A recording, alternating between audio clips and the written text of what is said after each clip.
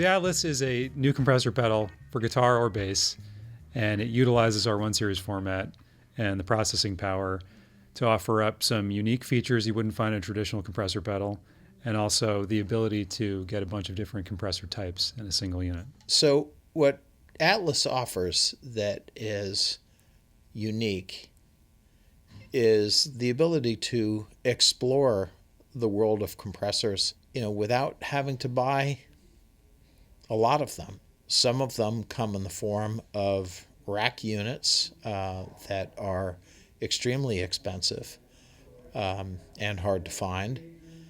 And we've spent, more than a decade on capturing the experience of these products and putting it into one small box. We've come up with a unique algorithm that can mimic the response of multiple types of compressors. The first compressor I wrote was for Kurzweil Music back the 90s.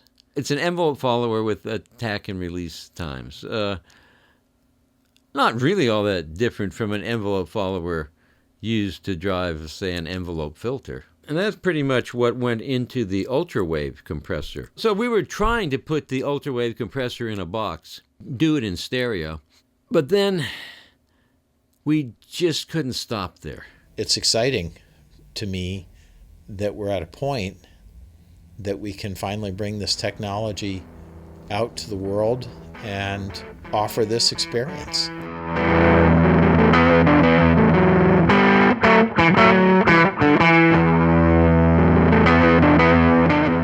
Compression is always a mystery effect to a lot of people. The major controls you're going to see on a compressor are going to be threshold, which is going to set the level at which the input signal is going to start to trigger the action of the compressor. Ratio is going to set how much compression is applied past that point where it starts happening. And so if you ever look out on a graph, the ratio is going to be this line that kind of goes up and down like this, where more compression is going to mean that as the signal goes up, it's just going to stay flat as it goes through. Less compression, you're still going to retain some dynamics. So if you go, for example, 20 decibels over the threshold and you have a 20-to-1 ratio, you get only 1 decibel out. So that's a lot of compression, whereas something that's more average is maybe like 2, 3, 4-to-1 ratio. And then beyond that, you have controls like attack and release. Attack and release are going to set, on the attack side, how fast the compressor starts responding to the input signal.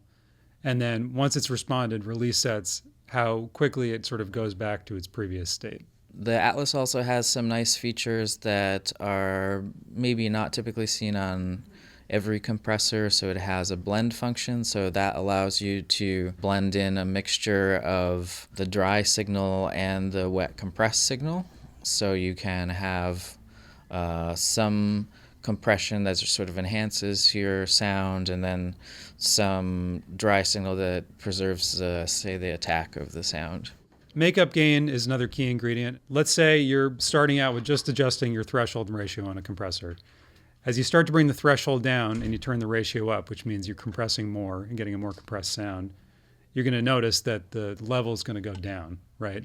You're letting less signal through, and therefore your dynamic range is going to decrease. So that creates then a volume loss. So something we came up with for the Atlas was using auto makeup gain.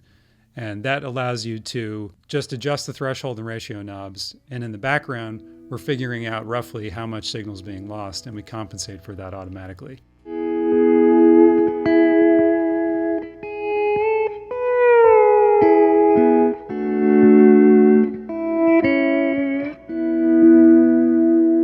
The early opto compressors, such as the LA2A, which is the studio standard, used an electroluminescent panel, which was essentially like that green lighting panel you would see in an airplane cockpit. And they would run the audio through that, and the louder the audio was, the brighter the panel would get. And it was very primitive. They didn't really try and get in any particular attack and release. It was just like light, photoresistor, kind of done. And it's a very unique sound. It's very smooth.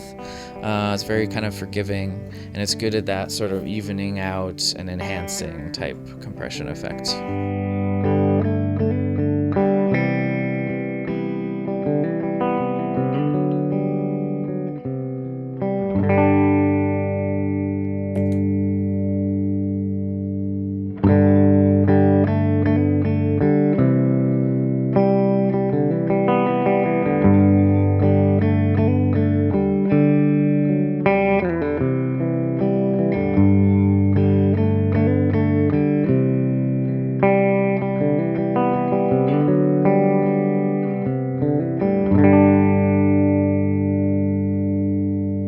1176 is kind of like the polar opposite of an LA2A. It's actually made by the same company, but while the LA2A opto compressors are really kind of slow and gentle, 1176 is known for being like pretty much the fastest compressor. So whereas an LA2A might have a takt time in like the milliseconds range, right, like 1 to 10, something like that.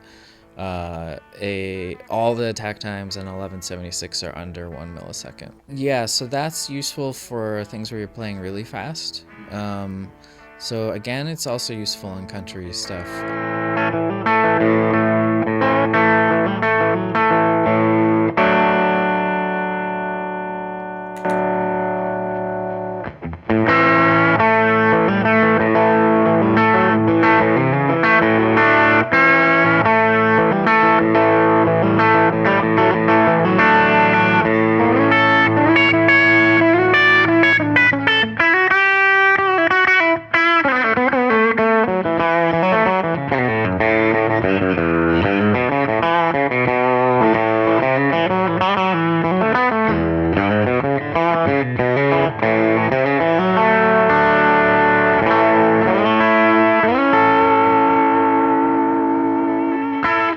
There are other types of opto compressors like LED opto compressors, which are used in pedals a lot of times.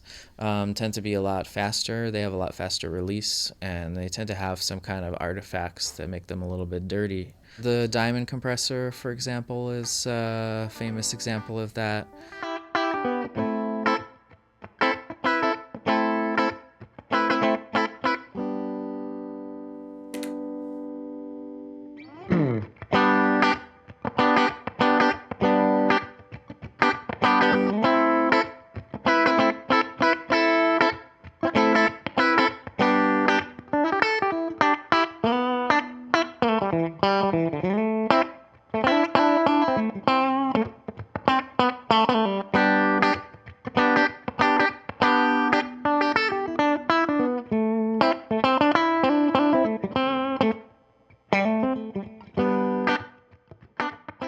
We also offer dual compression on the Atlas.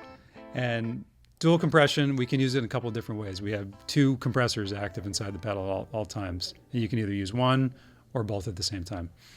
And you can use them in series, and then you can also set them up in a dual band configuration. So if you can imagine, you have a signal coming in, it goes through a crossover, so it's going to separate out your low frequencies and your high frequencies. And then each one of those signals is going to get compressed separately and then added back together at the output. And what that allows you to do is, like I was saying before, instead of having the low frequencies dominate the signal detector and start to pull down the high frequencies, you've separated them out so you can maintain a lot better brightness of your signal that way.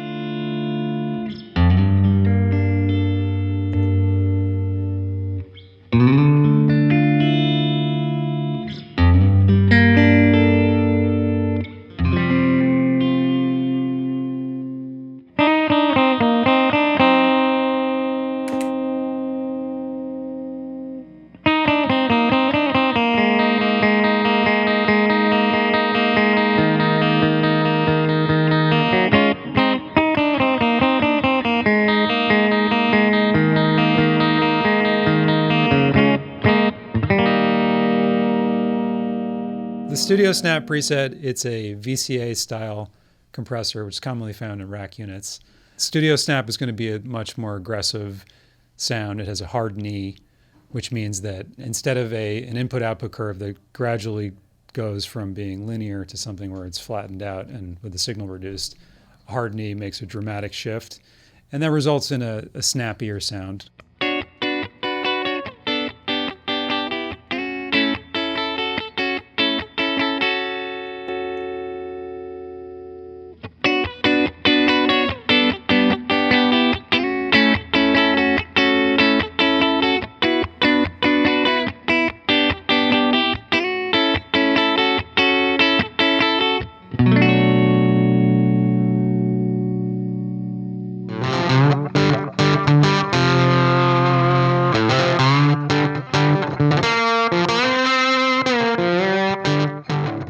best place to start is going to be sort of our factory presets. If the editor looks potentially overwhelming to you, or you're trying to figure out what's what, certainly should refer to our factory presets. Those are good starting points, and then tweak from there. If you use our presets, it looks like a normal compressor. What's going on under the hood?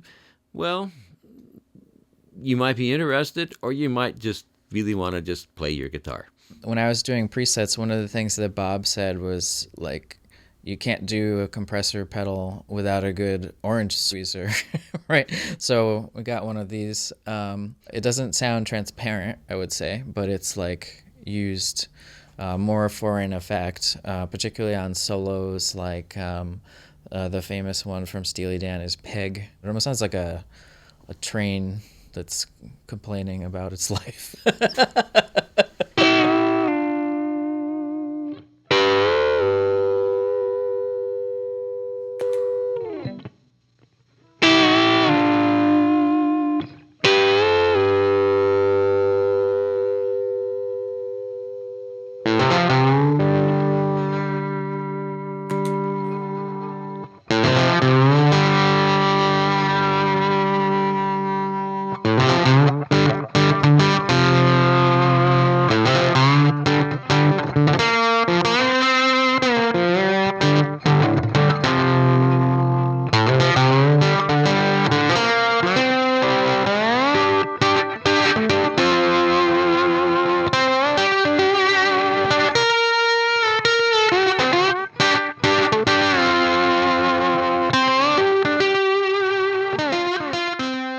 The Dynacomp is a famous compressor that came out in the 70s and has been used for, a long time for a lot of types of music. A lot of times people think about compressors as just evening out everything, right? But they don't have to. If you set the attack slow enough, you'll get your attack and then you'll squish the sustain, right? So people use that, sometimes in like country music, for example, to really get the chicken pickin' type of attacks like popping through, right?